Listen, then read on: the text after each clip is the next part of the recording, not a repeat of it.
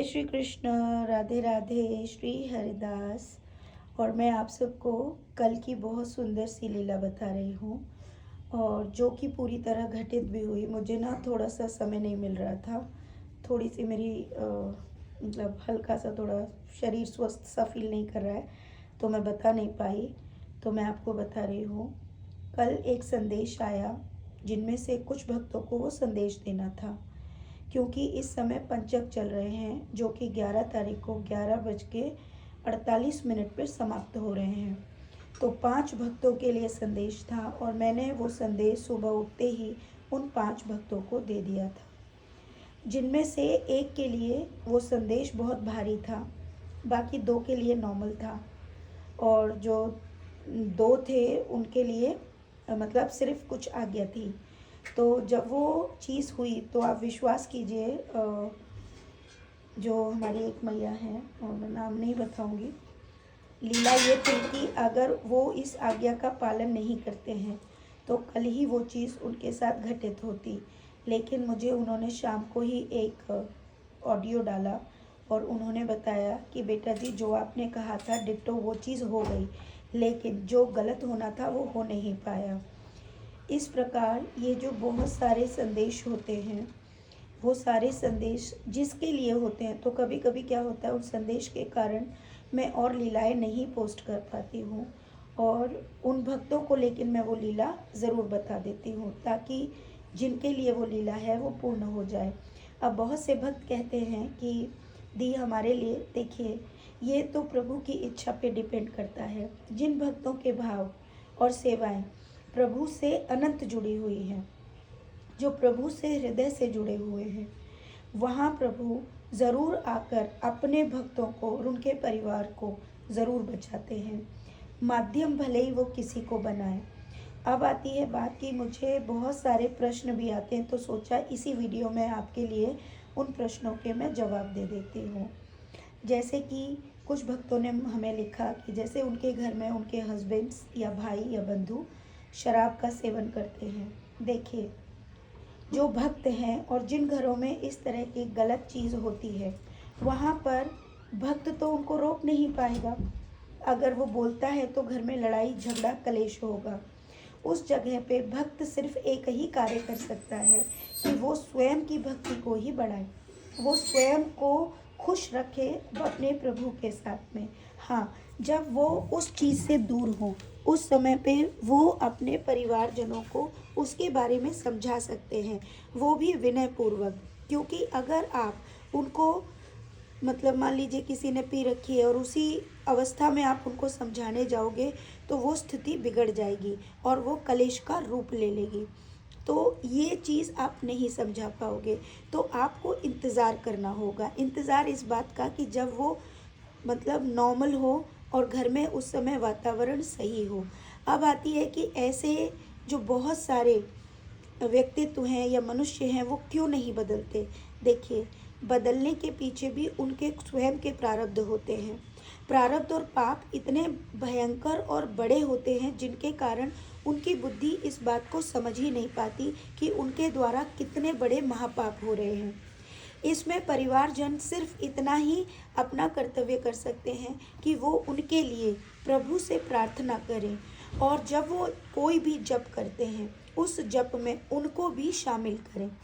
ये उनके हाथ में है। दूसरा, जब वो स्वयं भक्ति में रहेंगे, शांत रहेंगे, तो जाहिर सी बात है, सामने वाला कितना ही क्रोधी और कितना ही लड़ने वाला क्यों न हो, घर में वो चीज़ ज़्यादा समय के लिए नहीं होगी, और शांति धीरे धीरे बदलती जाएगी। यही चीज़ एक माँ, मान लीजिए किसी के घर में किसी के भी भाई बंधु हैं और वो इस तरह का मतलब कर रहे हैं, सेवन कर रहे हैं, तो वहाँ की स्त्रियों को, वहाँ के बच्चों को चाहिए कि वो भक्ति के साथ साथ अपने कर्म को करते रहें, वो भक्ति को न छोड़ें कि अरे भगवान तो हमारे घर में इस चीज़ को छुड़वा ही नहीं रहे।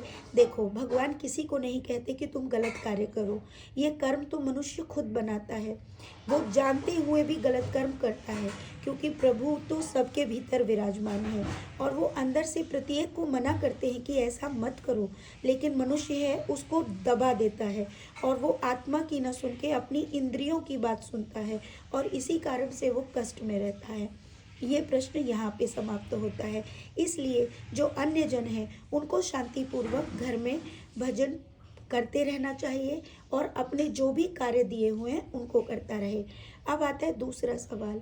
बहुत सारे भक्त कहते हैं कि जैसे महिलाएं भक्त हैं, मैं उनकी बात करूंगी कि दी हम कुछ काम करना चाहते हैं। तो देखिए, मैंने पहले भी कहा है कि भक्ति आपके अपने स्थान पर है, लेकिन भगवान कहते हैं भक्ति के साथ आपको कर्म करना होगा, क्योंकि आप गृहस्थी में हैं। तो आप कोई भी काम कर सकते हैं जिससे किसी को हानि ना हो, कष्ट ना हो। भजन पूजन अपने समय पर होता है, आपके पास समय है तो आप कोई भी काम कर सकते हैं। जैसे किसी को सिलाई आती है तो वो सिलाई का काम करिए, है ना। किसी को कोई और भी काम हो, दुकान, मतलब बहुत सारे काम है, चूड़ियों का काम है, अनंत छोटे बड़े हर तरह के काम हैं। काम करने में कोई शर्म नहीं होती, क्योंकि कार्य करना सबके हाथ में है और काम कोई ना छोटा होता है ना बड़ा होता है। ईमानदारी से अगर कोई काम आप कर रहे हैं तो वो ज़रूर करना चाहिए, ठीक है, इसमें कोई शर्म की बात नहीं है। अब आती है बात कि कुछ कहते हैं कि दी हम अपने लड्डू गोपाल को बहुत अच्छा नहीं पहना पाते हैं क्योंकि हमारे पास इतना नहीं है। क्या भगवान को ये बात नहीं पता है? पता है, ईश्वर सब जानते हैं। तो जाहिर सी बात है वो आपको इतने बड़े भाव देंगे ही नहीं, मैं आपको सत्य बोल रही हूँ।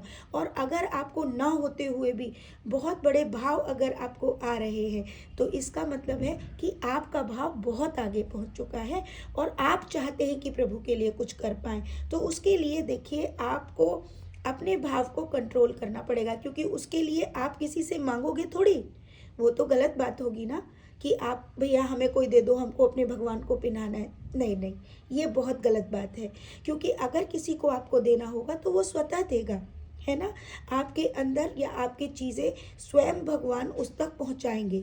लेकिन आज मैं देख रही हूँ कि बहुत सारे लोग ये चीज़ करते हैं, ठीक है, ये गलत बात है। तो इसमें भगवान को बदनाम ना करें, ये कार्य भगवान ने नहीं बोला है। अगर कहीं पे कोई चीज़ आपके पास तक आनी होगी तो वो स्वतः आएगी, जिसके लिए किसी को भी हाथ फैलाने की आवश्यकता कभी भी नहीं पड़ती है और भक्त कभी ये कार्य करता भी नहीं है, ठीक है। अब आती है हमारी और चौथे प्रश्न पे कि बहुत सारे बच्चे कहते हैं कि दी हमारे घर में हमारे माता पिता हमारी भक्ति को लेकर प्रश्न उठाते हैं और वो हमसे कहते हैं कि तुम भक्ति क्यों करते हो, ये तुम्हारा कर्म नहीं है। तो देखो प्यारे बच्चों, अगर आपको भक्ति करनी है बेटा, ज़रूरी नहीं कि आप हर वक्त भगवान के श्री विग्रह के पास बैठो, ज़रूरी नहीं कि आप उनकी पूरी तरह से वही सेवा करो जो हम करते हैं या अन्य आप वीडियोज़ में देखते हो, ठीक है। आप उनको 24 घंटे अपने मन में लेकर सदैव अपने साथ रख सकते हो, क्योंकि भगवान ने बच्चों को अपना एक अलग कर्म भी दिया हुआ है। उन्हें माता पिता की आज्ञा का पालन भी करना है, साथ ही साथ उनको अपनी एजुकेशन भी पूरी करनी है ना।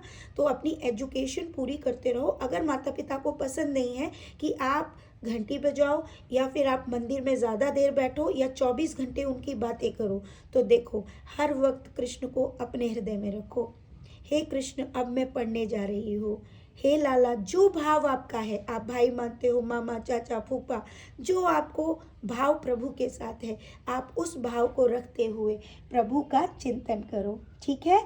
और प्रभु से ये नहीं, आप पढ़ने जा रहे हो, भगवान को बताओ हम पढ़ने जा रहे हैं प्रभु। अब प्रभु को आपने बताया ना, आपका एक कर्म सुंदर हो गया। आप सुबह उठे, आपने बोला, आप जो भी राधे राधे करते हो, आप सबसे पहले प्रभु को राधे राधे कर रहे हो, ठीक है। उसके बाद माता पिता को, संसार में सबको राधे राधे करो, ठीक है।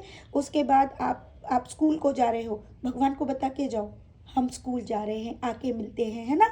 स्कूल में गए आपने टीचर्स को देखा, जो भी देखा, आपको सब में कान्हा जी ही होंगे बेटा, वो बस आपको समझने की देर है। आप धीरे धीरे इस कार्य को करो और कान्हा जी को इस तरह सिर्फ प्रणाम करो। अगर आप 3 वक्त भी पूरे दिन में उनका नाम लेते हो, जब आप भोजन कर रहे हो, तो आप कहो प्रभु मैं आपका प्रसाद पा रहा हूँ या पा रही हूँ, धन्यवाद। हर चीज़ में थैंक यू बोलो, तो आपकी ये प्रॉब्लम भी सॉर्ट हो गई है ना।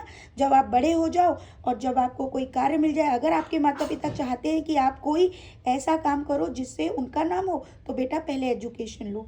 उस एजुकेशन को लेते लेते जब आप बड़े होंगे तो वो फिर आप अपनी समझ से उस समय अपने माता पिता को बता सकते हो। लेकिन अभी आप छोटे हो, इसलिए आपको माता पिता का कहना मानना पड़ेगा, ठीक है। भगवान भी यही कहते हैं। अब प्रश्न तो इतने सारे हैं कि मेरे पास उसके जवाब बहुत हैं, लेकिन इस वीडियो को हम यहीं पे विराम देते हैं। और आपको मैं पहले ही बता चुकी हूँ कि परसों है एकादशी, मोक्षदा एकादशी, तो मोक्षदा एकादशी का व्रत ज़रूर रखें। राधे राधे, श्री हरिदास।